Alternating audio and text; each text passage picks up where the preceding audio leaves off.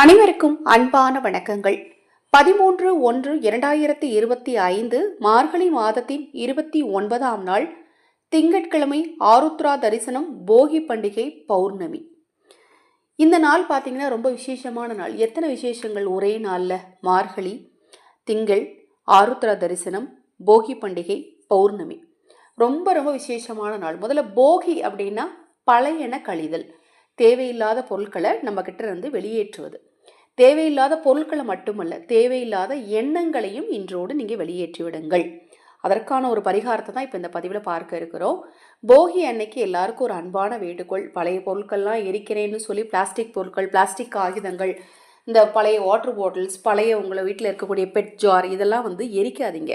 காரணம் என்னென்னா, இந்த பிளாஸ்டிக் எரியறதுனால காற்று மாசுபடும். இதனால தான் நிறைய பேருக்கு புற்றுநோய் ஏற்படுது அப்படின்னு சொல்கிறாங்க. ஏன்னா நிறைய பேருக்கு புற்றுநோய் எந்த கெட்ட பழக்கமே இல்லை. பார்த்தீங்கன்னா அவங்களுக்கு யூட்ரஸில் கேன்சர் இருக்குன்னு சொல்லுவாங்க. இது மாதிரிலாம் எந்த கெட்ட பழக்கமே இல்லாதவங்களுக்குமே கூட கேன்சர் வருதுன்னா அதற்கு காரணம் பிளாஸ்டிக் தான். நாளைக்கு நீங்கள் போகி அன்னைக்கு பழையன கழிதல் ரொம்ப நல்லது. ஆனால் அதே நேரத்தில் இதை மாதிரி தேவையில்லாத பொருட்களை எரிப்பதை காட்டிலும் எடைக்கு போட்டுட்டு மற்ற தேவையில்லாத பொருட்களை எரிங்க.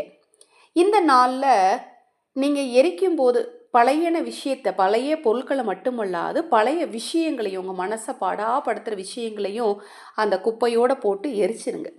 உங்களுக்கு வாழ்க்கையில் இதுதான் வேணும், இதுதான் தேவை, ஆனால் இது எனக்கு கிடைக்கலன்னு உங்கள் மனசை குழப்புற விஷயத்தெல்லாம் நாளையோடு நம்மளை விட்டு அதெல்லாம் போயிருச்சு, நம்மளை விட்ட பீடையெல்லாம் ஒளிஞ்சிருச்சுன்னு உங்களுடைய எண்ணங்களையும் சேர்த்து போட்டு அதில் எரிச்சிருங்க.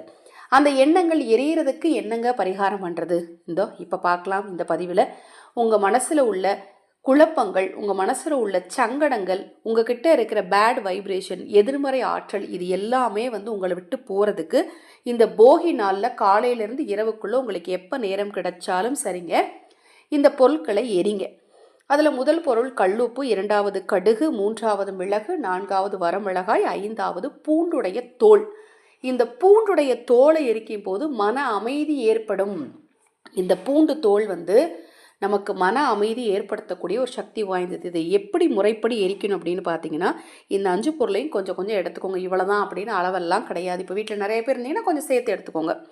ஒவ்வொருத்தருக்கும் தனித்தனியாக சுற்றுங்க. ஒரே அளவை எடுத்து எல்லாரையும் ஒட்டுக்கா வச்சு இந்த பரிகாரத்தை செய்யாதீங்க. ஏன்னா இது உங்கள் மனசில் உள்ள சங்கடங்களையும் போர்க்கக்கூடிய ஒரு முக்கியமான பரிகாரம். இப்போ 5 பேர் இருக்காங்கன்னா 5 பேருக்கு தனித்தனியாக கொஞ்சம் கொஞ்சம் குவான்டிட்டி எடுத்து ஒரு கருப்பு துணிலையோ அல்லது ஒரு துணிலையோ ஒரு காகிதத்திலையோ சுற்றி வச்சுட்டு அவங்கள சுற்றிட்டு அதன் பிறகு எரிச்சிக்கலாம். இதை எரிக்கிறதுக்கு நல்லெண்ணெய் அல்லது கற்பூரம் பயன்படுத்துங்க. குப்பையை கொண்டு போய் போடுறது, பேப்பரை கொண்டு போய் போடுறது, அதை மாதிரிலாம் செய்யாதீங்க. 4-5 கற்பூரத்தை போடுங்க அல்லது கொஞ்சம் நல்லெண்ணெய் ஊற்றுங்க, எரிஞ்சிரும். இந்த பொருட்கள் எல்லாத்தையும் உங்கள் கையில் வச்சு நீங்களே கூட சுற்றிக்கலாம். கிழக்க பார்த்து நின்றுட்டு வடக்க வலது 3 முறை, இடது 3 முறை. கிழக்கு அல்லது வடக்கு திசை நோக்கி கூட நின்றுக்கலாம், தவறு கிடையாது. கிழக்கு ரொம்ப சிறப்பு. உங்களுக்கு நீங்களே சுற்றும் போது வலமிருந்து இடம் 3 முறை, இடமிருந்து வலம் 3 முறை. வேறு யாரையாவது சுத்த சொன்னீங்கன்னா கூட அதை மாதிரி நீங்கள் சுத்த சொல்லிக்கலாம். இப்போ நான் சொன்ன அந்த பரிகாரத்தில் ஏதாவது சந்தேகம் இருந்தால் வாட்ஸ்அப்பில் கேளுங்க. வீட்டுக்கு வெளியில் கொண்டு போய் எரிக்கணும். எந்த நேரத்தில்னாலும் சுற்றிக்கலாம், எந்த நேரத்தில்னாலும் நாளை தினம் நீங்கள் எரிச்சிக்கலாம், தவறு கிடையாது.